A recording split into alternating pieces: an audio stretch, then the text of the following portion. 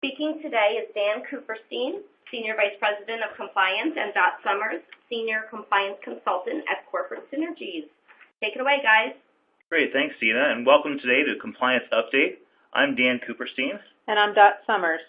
And Dot and I are happy to be here with you here today and presenting live from scenic Camden, New Jersey, in front of a real studio audience. And if you're new to our program, this show is about presenting you with the really important health and welfare benefits compliance news, and of course discussing the impact of these developments on your benefit plans without getting political, of course, because, well, that's not what the show is all about. And just as some background on me and Dot and I work together at Corporate Synergies, overseeing the National Benefits Consulting practice, helping clients out in all aspects of employee benefits compliance and regulatory matters. Dot brings over 20 years of experience in benefits to our team and is our subject matter expert in all things health and welfare. I bring over 10 years of experience practicing as a lawyer in employee benefits and executive compensation matters, including experience assisting clients of all shapes and sizes with DOL, IRS, and other government audits of their benefit plans. So in other words, you're just a huge tax code geek. Yeah, I guess that's a good way to put it, actually, yeah. Or ERISA nerd, either one works. Maybe we should just drop the tax or the ERISA. I'm just going to call you a nerd. How about that? Okay, that'll work. Anyway, so today's topic is state and local healthcare mandates, and this one's a long time in the making. That is, we've been talking about doing this presentation for quite some time, at least since the state and local mandate train started picking up steam, which was really since 2017. And, say that 5 times fast, that's worse than toy train. Or how about local mandate locomotive? Yeah, I like that one. That's a good one, Dot. And really the speeding train of new rules and regulations really picked up steam big time with tax reform's elimination of the ACA individual mandate, which was signed into law in late 2017, but went into effect on January 1 of 2019, which means that basically, well, this is the first year we've been operating under an ACA that does not have an individual mandate. And while the ACA still exists and has operating exchanges or marketplaces in all states, when tax reform was passed and when it eliminated that ACA individual mandate, the state legislatures across the country feared that this would mean the end of their state exchanges because, if all the healthy people were no longer required by the ACA to stay on their exchanges, then, only the unhealthy people would be left who would absolutely need the exchange, and they would be the only ones who would be left, and they'd be required to pay a lot more of the costs, which is a problem, referred to by actuaries and insurance experts as a risk pool problem or adverse selection. So definitely not a good thing. Additionally, there was a lot of fear by these state legislatures that some of the new rules issued by the federal agencies in the last couple of years, including the Association Health Plan rules, and the individual coverage HRA rules that we discussed in earlier episodes of the show, would destroy the ACA or at least greatly weaken its protections. So putting all this together, the states and in some cases municipalities took action by passing a number of proactive healthcare laws and regulations, and even in 4 jurisdictions, they passed their own individual mandate laws. And these states that passed those individual mandate laws are New Jersey, Massachusetts, Vermont, and Washington, D.C. We'll be talking about 2 of these laws in more detail today, but generally these laws require that individuals in their jurisdictions have to have health insurance or else pay a penalty, with the penalty generally ranging from a couple $100 to $1,500 a year. They also impose employer reporting requirements similar to the ACA information reporting requirements designed to ensure that the rules are enforced, with the exception of Vermont where those rules have not been issued. Some other states that are either very close to passing or that are closely considering their own individual mandate laws include California, Hawaii, Washington State, Connecticut, Rhode Island, and Minnesota. And to learn more about these state developments, we definitely encourage you to check out our ACA Now page, where we have resources available to help explain how these individual mandate rules work in greater detail. And then, as we'll also be discussing today, in addition to trying to preserve the strength and viability of their exchanges through these individual mandate laws, other state and local jurisdictions have taken it upon themselves to implement other protections, including surprise medical bill laws, in order to protect their citizens in the event that the ACA's other healthcare reforms fall apart. And we'll be talking about all of that in more detail today. So basically, this patchwork of laws across our nation has created a big headache for HR and benefits managers almost everywhere in the U.S. In fact, even if your major medical plan is self-insured, it may still be subject to several state and local health care and insurance mandates that have not been preempted by ERISA, meaning you're still going to have to comply with many of these states' rules, even with a self-insured plan that can normally take advantage of ERISA preemption to avoid insurance mandates. Exactly, and we'll be talking about several of those mandates that apply to even to self-insured plans. And specifically, today's program is going to focus on those that are probably the most burdensome for employers. So we're going to really focus on, first the new Massachusetts EMAC Supplement Law and other Massachusetts healthcare mandates, which are essentially a mini-ACA or employer mandate. The San Francisco Healthcare Security Ordinance, and we'll be focusing on the new New Jersey individual mandate and other recent changes to New Jersey benefits law. And then we'll also take a look at a few other notable state developments that may have an impact on your health and welfare plans. But first, as we do in every program, we'll discuss some of the most important developments impacting your health and welfare plans and insurance in our compliance update segment. So Dan, do you want to get us started?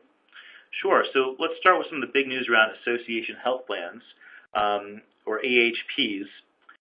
So in our last show, we discussed the fact that in March, a federal district court in Washington, D.C. ruled that the new association health plan's final regulation, which was designed to expand the definition of employer for purposes of the MIWA rules and thereby make it easier to form these AHPs, had unlawfully, the court ruled that final regulation had unlawfully expanded the definition of an employer under ERISA, and that these rules were an end run around the ACA.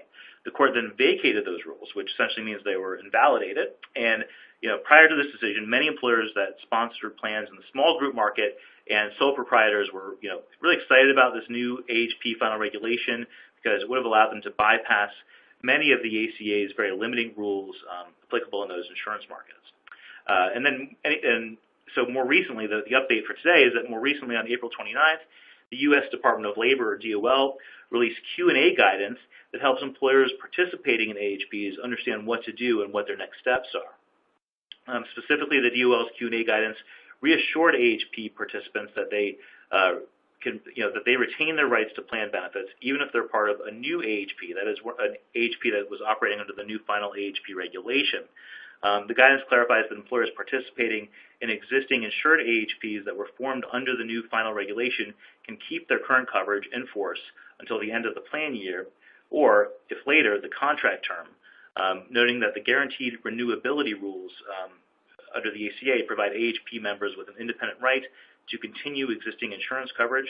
So that's some very good news if you are involved in one of those newer AHPs. Once the current year ends, however, coverage must comply with the applicable requirements based on the employer's size, such as the EHB, essential health benefits requirements under the ACA for small employers. So some good news there overall.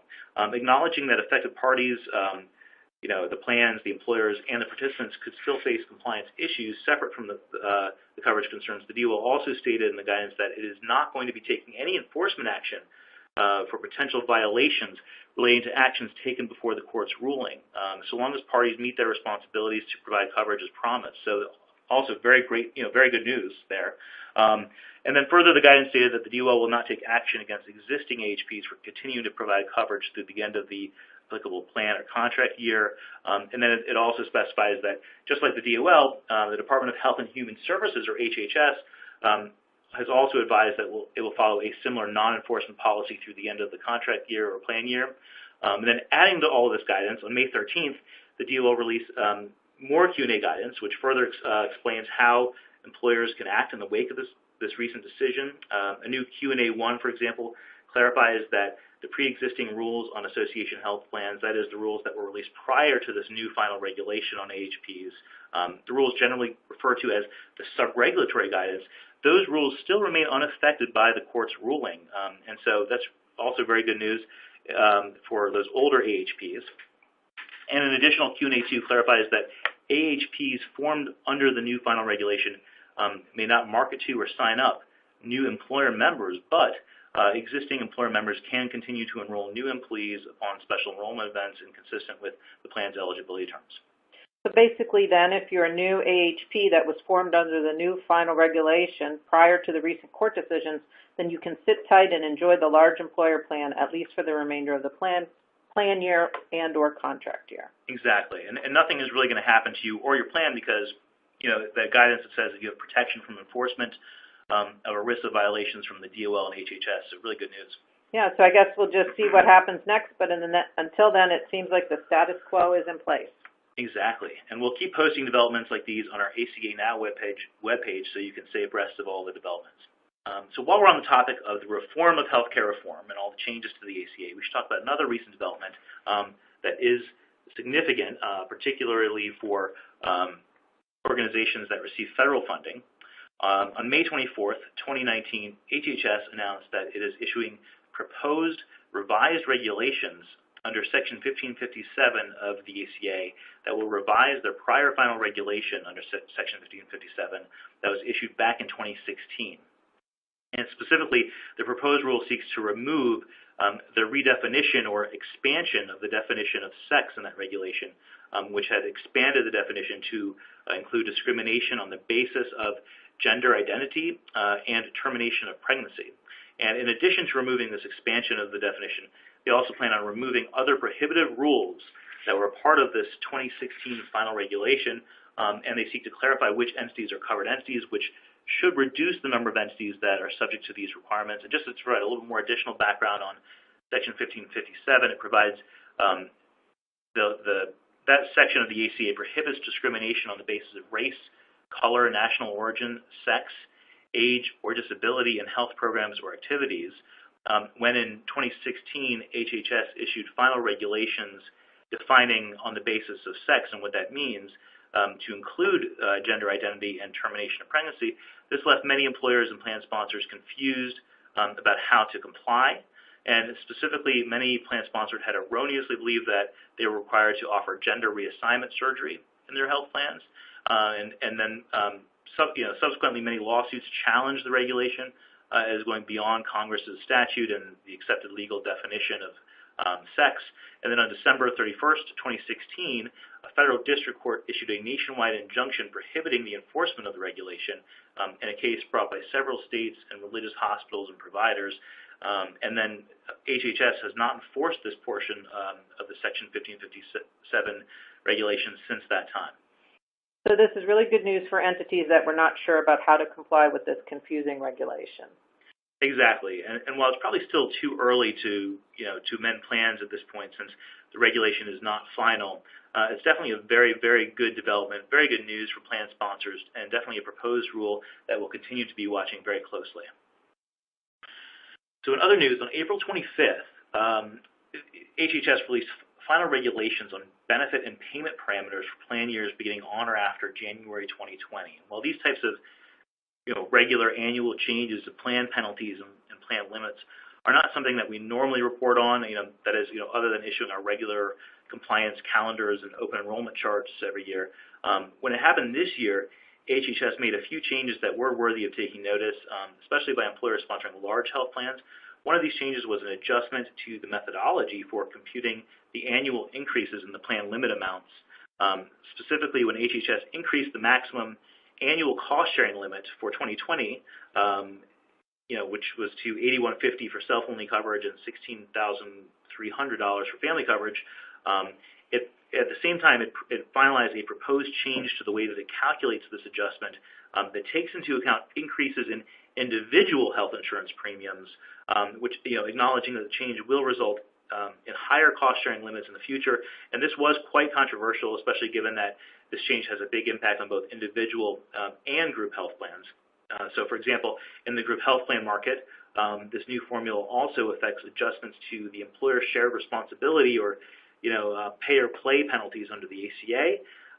So, applying the final premium adjustment, the final premium adjustment percentage, along with the new HHS calculation methodology announced in this final regulation, the 2020 pay or play penalty assessment amounts for employers are projected to increase to these amounts that you see on the slide right behind me here.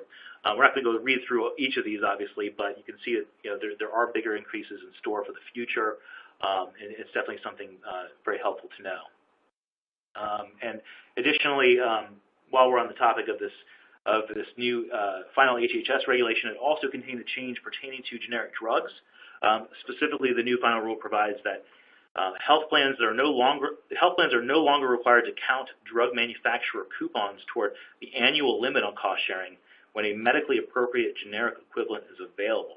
However, HHS declined to finalize other prescription drug-related proposals, including a proposal that would have allowed plans that cover both a brand name prescription drug and its generic equivalent to consider the brand name drug to not be an essential health benefit. So that would have been a pretty big change.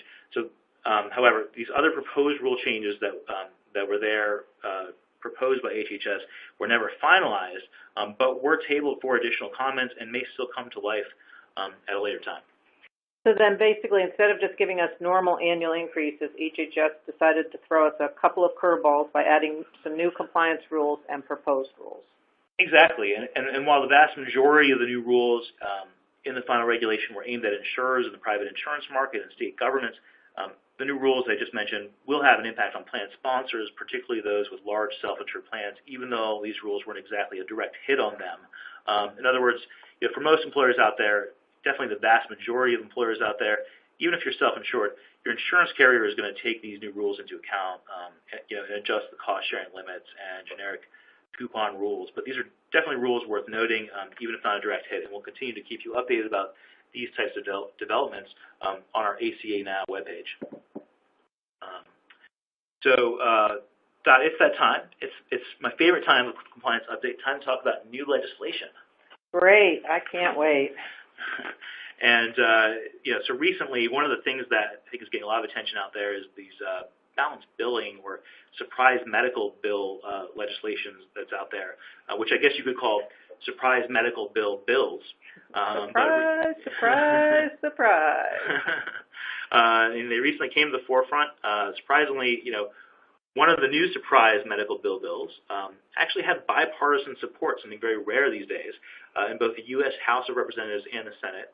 But before I talk about all of that, Dot, maybe you can break it down a little bit and give us some background on balanced billing and what that is. Sure. So balanced billing, these laws, both at the federal and state level, are designed to protect consumers from an insurance practice called balanced billing, which is just a fancy insurance term for surprise medical bills. These balanced bills arise when an insurance carrier covers out-of-network care, but the provider bills the consumer for amounts beyond what the insurance paid for and beyond cost sharing, or an individual is receiving emergency care or medical procedure at an in-network facility, but the choice of a physician at that facility is out of the control of the patient, and that physician happens to be out-of-network. So in that case, then, after the procedure or the hospital stay, the patient winds up with a surprise out-of-network medical bill from that physician that was working at that in-network facility. Great, thanks. Obviously not a happy thing for a lot of consumers out there. When you get one of those things, it could be very devastating. So anyway, going back to the balanced billing law that had bipartisan support, on May 16th, House Representatives introduced a discussion draft of the No Surprises Act, a bill designed to protect consumers from surprise medical bills from out-of-network providers in certain situations. The bill works by capping the cost-sharing payment obligations for patients who receive care from out-of-network providers. It's capped at the dollar amounts of the in-network levels. It also requires plans to pay those providers the difference between the patient's in-network rate and a benchmark minimum rate that's established by the state or based on the median in-network rate for the plan within a particular geographic region for the same item or service. And it applies in the following circumstances. One, when a patient receives emergency care from an out-of-network facility, from an out-of-network provider or non-participating emergency department or facility, and it would apply beginning at a later time on or after January 1st, 2021, when a patient receives care from an out-of-network provider at an in-network facility. So that's like the last example that Dot just gave. So the bill's penalties would not apply, however, which makes sense, right, in non-emergency circumstances or when the patient's treatment is scheduled in advance or where there's been an advance oral or written notice of the provider's out-of-network status. So there are some pretty big exceptions. But, of course, there are also different drafts, I should mention, different discussion drafts of the law. So everything we're saying here could be a little bit different depending on how it all comes out at the end of the day. And one of the things that was unusual that, unlike some state balance billing laws that contain arbitration schemes or, independent, speedy dispute resolution mechanisms, when this discussion draft first came out, the bill did not have any such dispute resolution mechanism provisions, but later drafts of the bill do include such dispute resolution mechanisms. And that last part of the bill is one of the areas that appears to be holding up the legislation in debate. So basically, the No Surprises Act is essentially a pro-disclosure or pro-transparency law designed to make sure that patients know what they're going to get before they go to the doctor. Exactly. It's like a display or pay law. So, Dot, exactly, that's perfect. So, Dot, do you want to briefly discuss some of the developments that are happening here that are going on in the state level? Sure. So here on the slide here, you can see that, many states throughout the country have already kind of put these kind of surprise medical bills in place. There are 9 states that have comprehensive approaches. There are 16 states that have limited approach, but many of them mirror exactly what this federal surprise bill law is.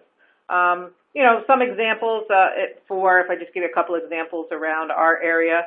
So in Maryland, the hold harmless and payment standards for PPO only apply to on-call physicians and hospital-based physicians who obtained assignments of benefits. They apply to HMO providers in all situations.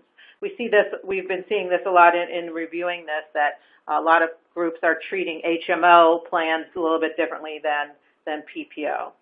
Similar in Pennsylvania, emergency service balance billing protections only apply to HMOs and PPOs that require gatekeepers, and that is really your old managed care term, where you have that gatekeeper, that doctor who is giving you referrals and sending you to doctors. And then finally, one last one in New Jersey. There's a $1,000 threshold for invoking the dispute resolution process, but the consumer is held harmless even if the dispute resolution is not used. So again, some states, certainly are using that little more difficult of dispute resolution than others. Great. We're going to talk a little bit more about that last one, that New Jersey surprise medical bill, a little later in the program. And but yeah, definitely a growing trend, and very interesting to see how that's developing, state by state basis. Great, thanks, Dot. So finally, we wanted to provide a brief update on what's been happening with prescription drug reform and Medicare for All, which are 2 topics we discussed in our last show. Let's start with prescription drug reform. On May 16th, it was reported in the Washington Post and other major news publications that Republican Senator Chuck Grassley, chairman of the Senate Finance Committee, was working closely with his Democratic counterpart on the committee, Ron Wyden, to release a package of bills that should be ready this month, that is in June, which would contain several generic drug measures, including a version of what's called the CREATES Act, which is a bill that would prevent branded drug makers from guarding their medications so that other companies can't develop alternatives. Additionally, they've included what's called a pay-for-delay legislation, which prohibits deals in which drug makers pay producers of generic medicines to delay the introduction of the cheaper versions of them. So the House bill under development would also prevent generic drug companies from extending their exclusivity periods by delaying bringing their medications to market. So a lot of things happening there. And also in a related development, on May 8th, HHS and CMS, Centers for Medicare and Medicaid Services underneath HHS, announced a final rule that will soon begin requiring pharmaceutical manufacturers to disclose the list price of prescription drugs in television advertisements. The announcement came, less than a year after President Trump and HHS Secretary Azar introduced the American Patients First blueprint to lower drug prices and reduce out-of-pocket costs. Under the new rule, drug makers must include the list price of the drug in legible text at the end of the television ad for any prescription drug or biological product that costs more than $35 for a month's supply or the usual course of therapy. So that will be beginning next month, beginning in July. So in other words, it's just another display or pay rule. Display or pay rule, yeah, exactly. I like the way that sounds. Much better than pay for delay or pay or play. I like that. Where'd you come up with that one, Dot? You basically said it like 5 minutes ago, Dan. Of course, that's why I liked it so much. So anyway, with regard to the recently proposed Medicare for All, a 2019 bill that we talked about in our last show, and which would establish more of a single-payer healthcare system in our country, that legislation appears to have stalled as it does not have bipartisan support. So as an alternative, on May 16th, Democrats in the House introduced several measures designed to shore up funding for the ACA, including funding for ACA outreach funding for the exchanges. However, those bills also did not seem to get sufficient bipartisan support to move forward, but we'll continue to keep monitoring developments in that area and posting them to our ACA Now page. Also, to the extent that you're interested in learning more about prescription drug legislation, and in particular about some of the new and interesting legislative proposals, both at the federal and state level, on the topic of drug reimportation, which is kind of a new trend that we're seeing that there have been some proposals about, and what that means, what it entails is it's where your plan essentially imports its prescription drugs from the outside of the U.S. and brings them into the U.S. So very interesting developments are happening there as well, and we would definitely encourage you to attend our company's live seminar on this topic, which will be on June 25th. And there is a link here for you to sign up on this slide. Okay, so now we're going to get into the meat of our program today, which is talking about starting with the three main states we wanted to focus in on: Massachusetts, San Francisco, which is a local municipality, and New Jersey. We'll start with Massachusetts. And then within Massachusetts, we're going to talk about the three main components of the Massachusetts healthcare laws, which we'll refer to generally as Massachusetts healthcare reform. And these include the EMAC law, the EMAC supplement, EMAC reporting or herd reporting, and MCC. So let's start with EMAC, which is pretty straightforward. Beginning in 2014, after the repeal of the Massachusetts Fair Share Contribution, or FSC, requirements, employers subject to the Massachusetts Unemployment Insurance Law and with 6 or more employees residing in the state were required to start paying an Employer Medical Assistance Contribution, or EMAC tax, on the first $15,000 of each of their Massachusetts employees' wages by multiplying these wages by an assigned rate. This rate was 0.36% in 2018 and 0.51% in 2019, with a maximum annual cost per employee of $77. So in most cases, a lot of HR benefits folks aren't really, that kind of just goes straight through to the tax department. So not a lot, you would probably have to do if you're in HR benefits, but the big part of that's I think the most confusing and the biggest area of headache for the benefits in HR departments is what's called the EMAC Supplement Law, which is certainly Massachusetts healthcare reform law's most daunting challenge. And this law is essentially like an ACA, employer shared responsibility payment assessment. The way this law works, at least it's something like the process of responding to a letter 226J from the IRS, but it's not exactly like that. It's much harder to dispute. So Dot, do you want to give us some of the background on this and talk about what this looks like? Sure. So the EMAC supplemental tax applies to employers with 6 or more employees in Massachusetts whose non-disabled employees obtain health insurance either from MassHealth, which is the state's Medicaid plan, or subsidized coverage through the MA, the Massachusetts Connector Care, which is Massachusetts State ACA exchange. They have to receive that coverage for more than 8 weeks or 56 days during the quarter. The contribution that the employer could be subject to is 5% of the employee's annual wages up to the annual wage cap of $15,000, which pretty much equates to about a maximum of $750 per affected employee per year. One thing to note here, though, that contribution does not apply to employees who earn less than $500 in wages per quarter. So the interesting thing here is that if, even though you have part-time employees who are not eligible for your coverage, that as long as they are non-disabled, when they're making more than $500 in a quarter, if they go to the state and receive Medicaid coverage or coverage through the subsidized exchange, which is probably very likely if they have that little of income, you are subject to this penalty. So if you are subject, and it's applicable, the employer will receive a quarterly assessment from the state. So, once January, February, March ended, the state sent out notifications to those employers who could have been subject to the state. They give very little information on it. They just tell you have 9 employees that are possibly causing you to have this penalty. Employer does have the right to appeal within 10 days from the receipt of the assessment, but as I said, it's not an easy process. Because they don't tell you who the people are, there is a process where you can either log in or you can call the state to obtain the names of those individuals that you're being taxed on. Then it would be up to you, as the employer, to evaluate those employees, make the decision. Were they covered by your plan? Did they, did they meet that? Is it even possible that they were covered by another exchange plan for 56 days? And they also don't tell you if the person was enrolled in the Medicaid plan or in the connector plan. And there's difference between the two for you to decide how to appeal that. But again, Massachusetts does make it a little bit difficult in the fact that there is a state law, and it's a Massachusetts anti-retaliation, say that 3 times fast, anti-retaliation law, where an employer is not permitted to ask the employee which plan that they are enrolled in. So it's almost like the employer is kind of in the dark because they tell you you're going to be penalized. They tell you how many employees, but you have to go search who those employees are. You can't ask them. And, again, you have that 10 days. And pretty much basically once that 10 days is up, you lose the right to appeal. Great.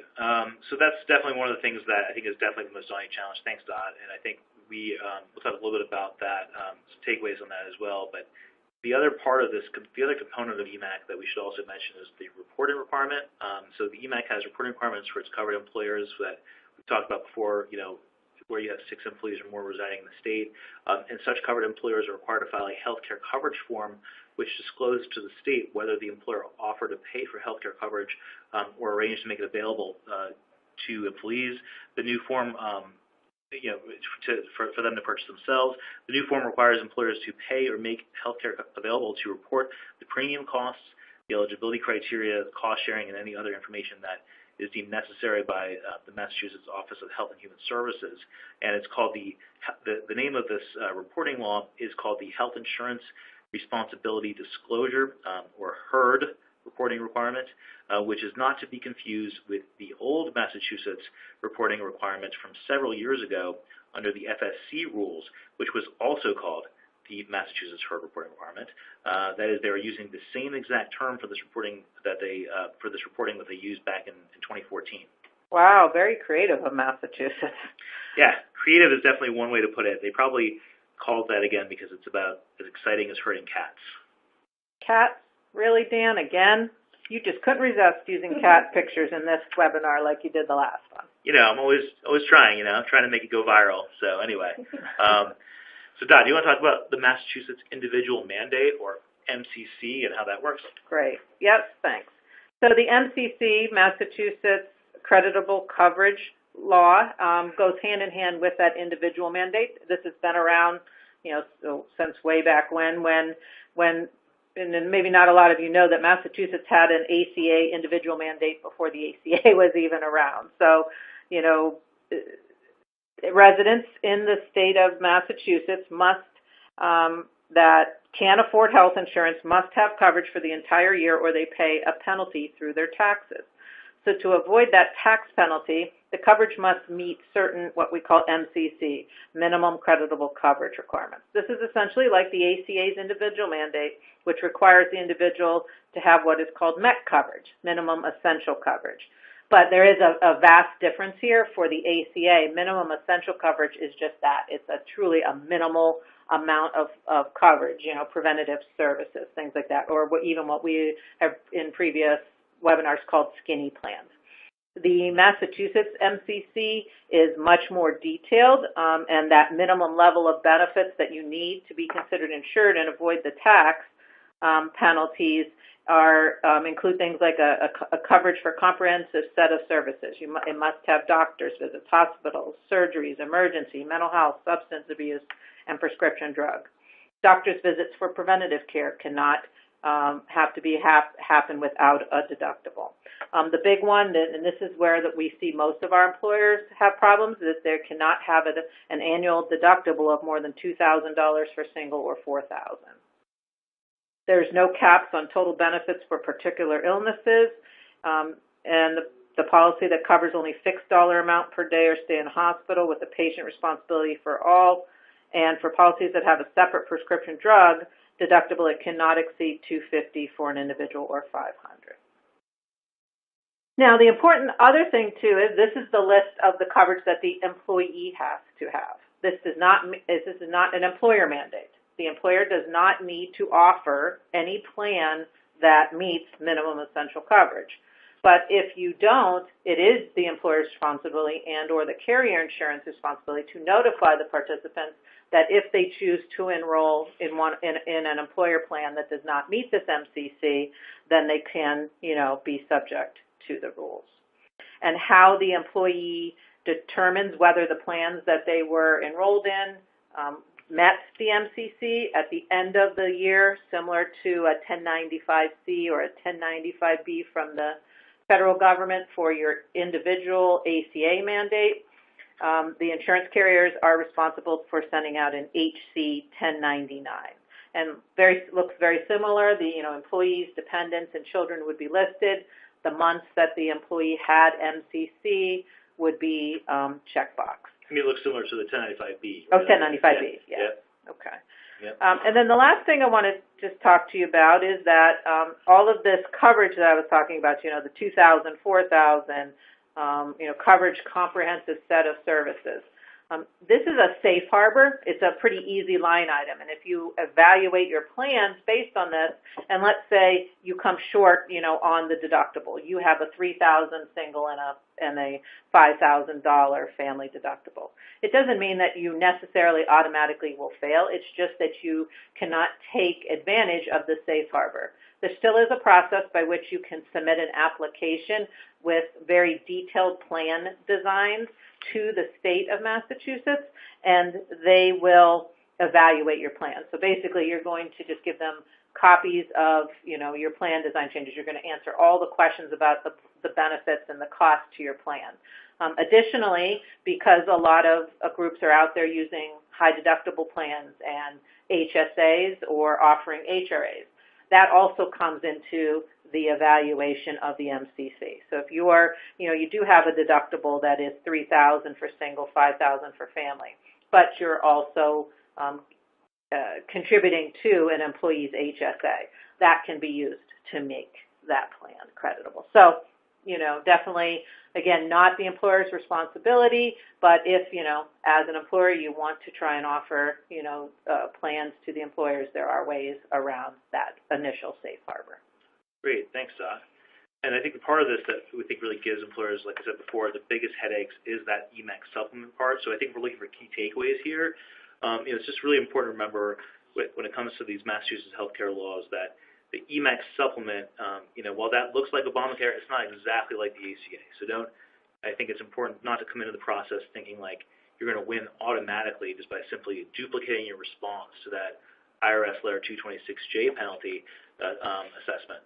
In other words, essentially, you've got only 10 days, right, to respond to the EMAC supplement penalty assessment. And since you can't, ask your employees which exchange they enrolled on, and you don't know if the ACA rules or these EMAC rules should apply as a result, there's really no way to appeal that assessment unless you can show that the employee at issue wasn't working for you at that time or was enrolled in your plan and not in the government plan or something like that. So you really only have a very limited set of options when appealing, and it's just very hard to do that. So, Dot, do you want us to get started talking about the San Francisco Healthcare Security Ordinance? Great. An even more complicated not state ordinance, but like city ordinance. So we, not only are dealing with the states, now we're specifically dealing with a specific city.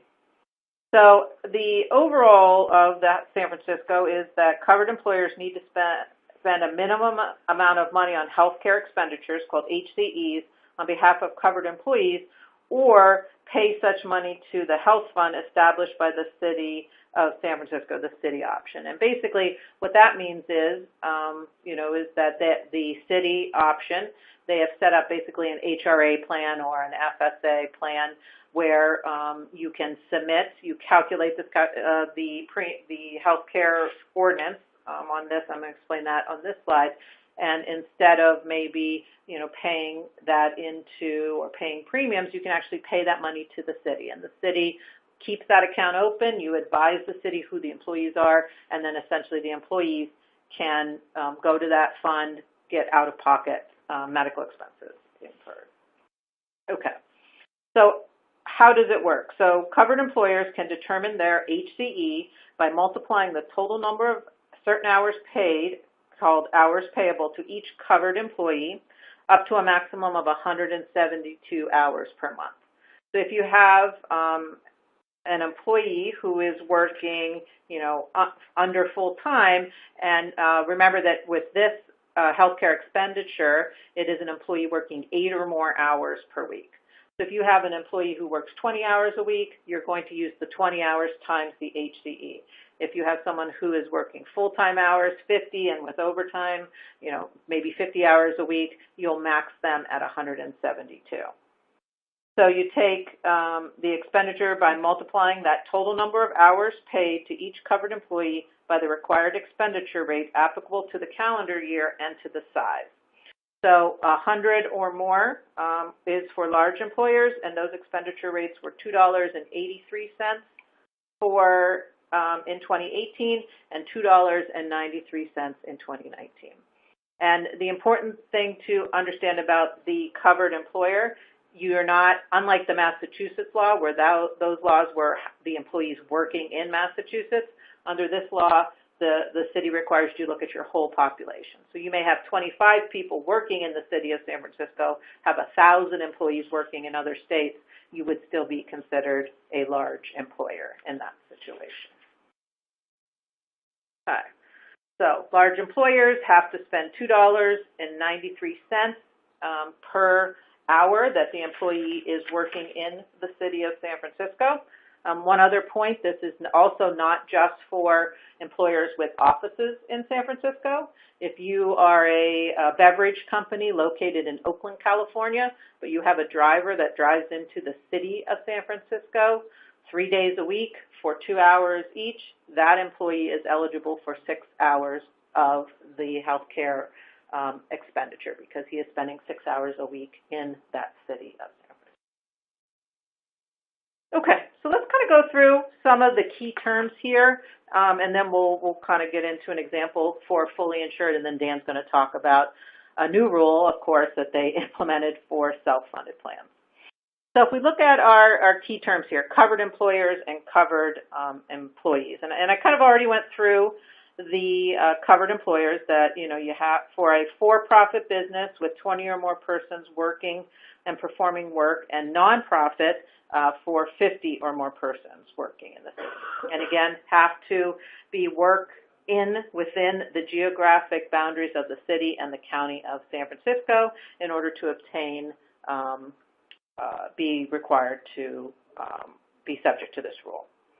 Covered employees. It is basically an employee is covered if he or she works for a covered employer and is entitled to be paid minimum wage, has been employed by his or her employer for at least 90 calendar days. So for the first 90 days, no expenditure is required. And then performs at least 8 hours of work within that geographic boundaries of the city of San Francisco. Just to clarify, that's 8 hours of work per week. Per week. And also, just to clarify one other thing, I wasn't sure if that was clear, is that you only need to have one employee working in San Francisco. So just kind of go back, because I think it wasn't 100% clear. If you have 20 or 50 people, or more than 50 people working in all across the country, but only one employee is driving that that beverage truck or whatever it is for 8 hours a week through the city, then that's where you could be subject to this law. So, okay, great, thanks, Sam. Yeah. There are some exempt employees. There are actually 5 categories of exempt employees who you would not need to calculate this expenditure. The first one would be employees who voluntarily waive their rights to have their employers make an expenditure for their benefit. This, however, is not the waiver of the medical coverage. An individual could choose to waive your medical plan because they are enrolled with their husband's job, but it does not automatically mean that they waive this expenditure. So they would have to actually have a separate waiver. Also exempt from this are employees who qualify as managers, supervisors, or what they call confidential employees and earn more than a certain applicable salary.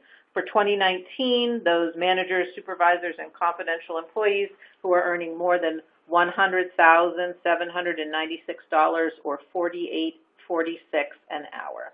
So if you have a manager, supervisor exceeding that income limit, they are exempt from the health care expenditure you do not need to offer. Employees who are covered by Medicare or TRICARE, they are also exempt from the rules.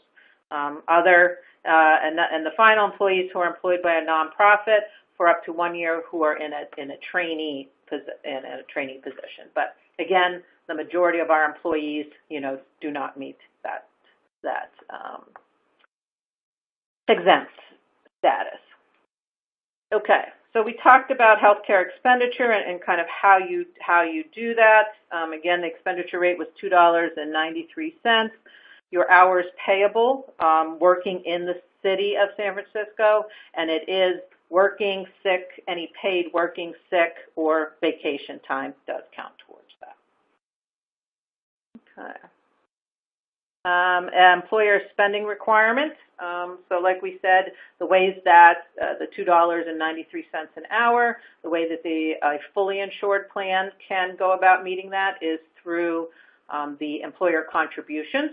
So if you have a single rate of a health plan, it costs $600, the employee is paying $100. If that employee is enrolled in the plan, then you can contribute or consider that the $500 employer contribution towards that plan, you can factor that into the calculation.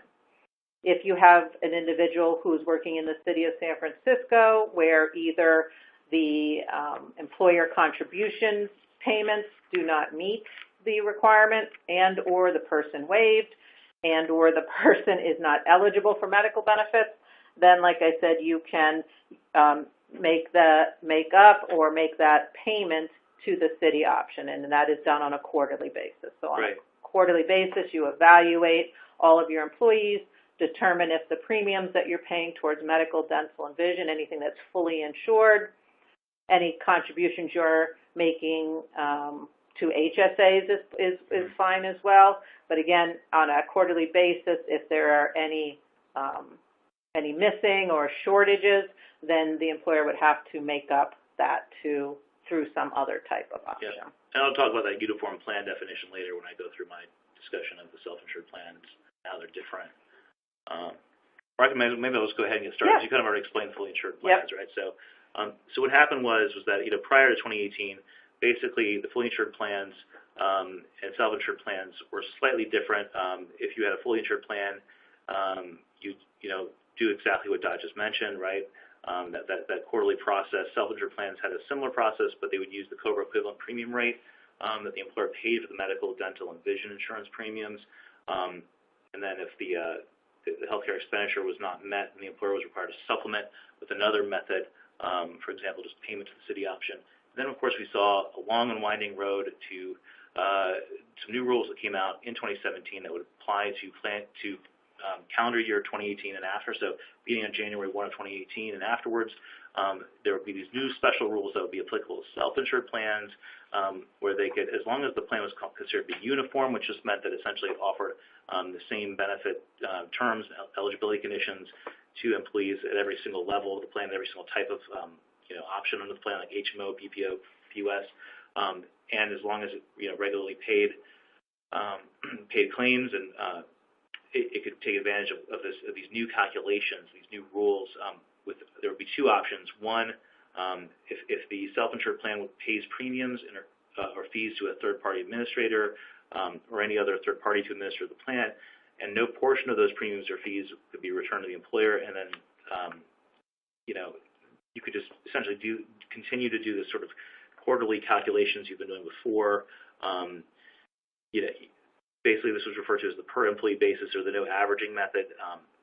And pretty much no one takes advantage of that first option because it kind of eliminates the purpose for a self-insured plan where, if it's irrevocable, it can't be a self-insured plan. So, so the second option is really kind of what everybody does, which is called the annual averaging method, where it allows you as the employer with a self-insured plan to calculate, if you pay claims as they're incurred, you can use the preceding year's average hourly expenditures to determine if you meet the expenditure requirements. So if your expenditures, which are essentially your claims that you paid under your self-insured plan, if they meet or exceed the current year's required HCE rate for that employer, then you would comply. That's the general way to explain it. It's a little more complicated than that.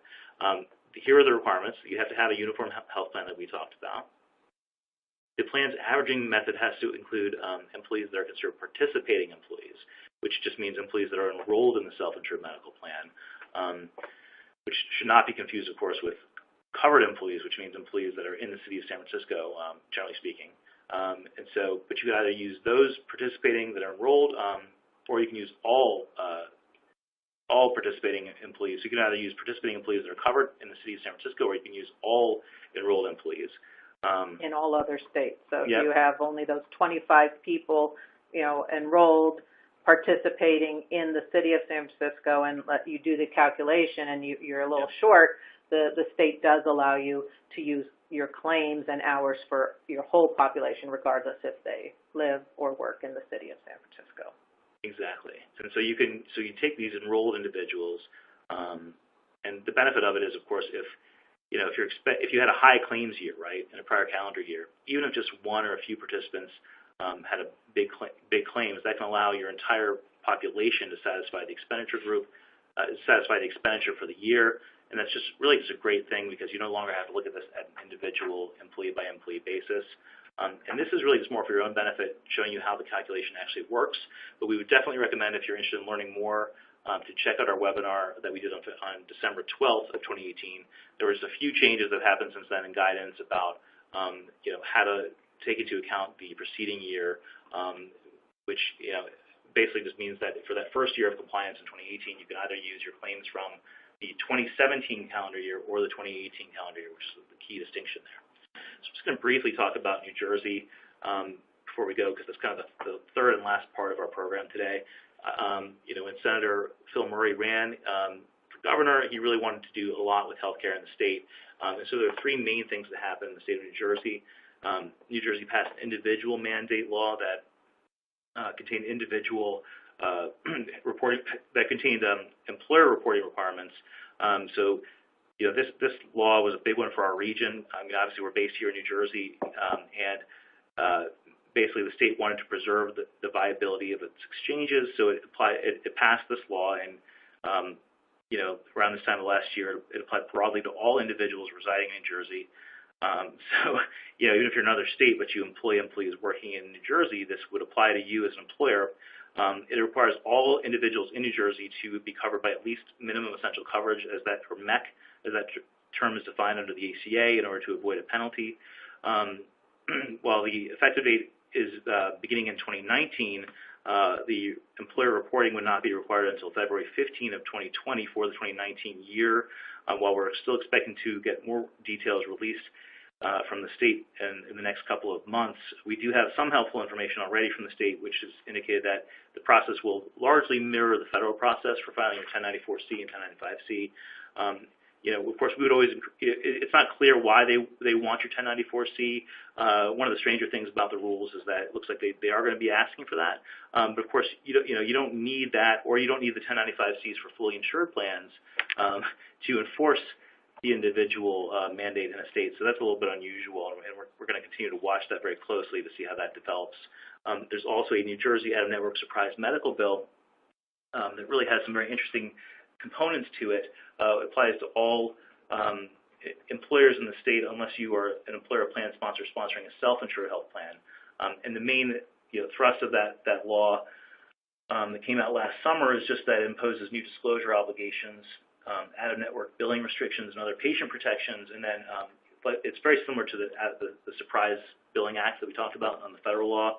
But the interesting part is that if you have a self-insured plan, you're a sponsor of a self-insured plan, you can actually opt out of the law. So it's nice that it has that ERISA preemption feature. And to this date, I mean, I don't know about you, Dob, but I don't know one employer that has actually, opted in, or I'm sorry, you can opt into the law, and no employer has actually opted into the law. So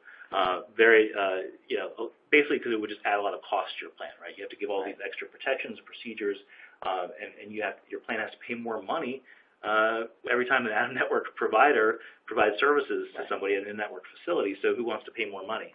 So that's one of the things that's really kind of happened here.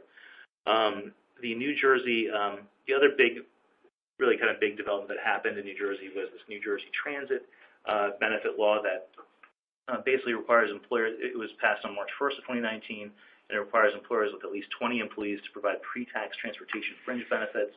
But we have until March 1 of 2020 to comply with that. So very interesting. Now there's also lots of other developments that have happened that we're watching very closely. Washington State passed a law to open the first public option insurance exchange, which would basically require that they're going to have an additional plan feature that they're going to put onto all of their state exchanges that is going to mandate certain premium and deductible requirements by the state. So it'll be the closest thing that it's being branded and billed as sort of like the closest thing to a public option or single payer option in our country at the state level. So very interesting. Now, as we're closing, we did want to let you know that we do have some really great resources available on some of the state developments that are happening with the local transit ordinances as well as the state. So, for example, if you're interested in learning more about some of the things that are happening at the local level, we have charts and all kinds of other resources that we can provide to our clients, and it's just something that we do. Also, with state leave, definitely one of the big topics that's happened. Recently, there's just been this very massive expansion recently of state and local paid leave, sick leave, and safe leave laws around the country. And certainly well over 50 of these new laws or ordinances have either been proposed or passed by state and local jurisdictions in the last 3 years. So, while many of these new statutes and ordinances have very complex labor and employment law implications, they can also have an impact on your health insurance plans and insurance arrangements. And while as benefits consultants at Corporate Synergies, we primarily focus on health and welfare plan compliance, we can certainly assist our clients with understanding how these new laws can impact your benefit plans and insurance arrangements. So, but given the sheer volume of what's out there, definitely feel free to contact us if you're a client, and we can provide you a lot of really great resources and charts like these charts on these slides here. And also too, your short-term disability vendors and insurance carriers are also great resources for that as well. They are experts in the leave laws. They follow up. They have departments that do nothing but handle that. So that's always a resource as well. Great, thanks. And speaking of which, we have some really experts coming to our upcoming forum on June 20th and June 11th. So next Tuesday in New York City, and then June 20th in Long Island, to talk about the pay leave changing landscape. So definitely a great resource to check out. You can sign up at this link. And we have also another great resource is this NCSL database on and charts that provide up-to-date information on state family medical leave laws, and there's a link to those resources as well. That link provides state-based information on all kinds of things, domestic partnership, and it's a really great organization. It's the National Center for State Legislation, and it provides just great information about all the different rules in the state, and very friendly, user-friendly. Great, and we're not really going to have time to talk about these questions today, but these are some common questions that we receive. Definitely feel free to reach out to us after today's program with any of your additional questions. As far as next steps, if you really want to learn more about how the ACA is changing things at the state and local level, we definitely would recommend you check out our ACA Now website, attend our upcoming forum presentations, and also keep watching our compliance update webinars, because I think all those things will help you to stay in compliance and understand how these laws are affecting your plans.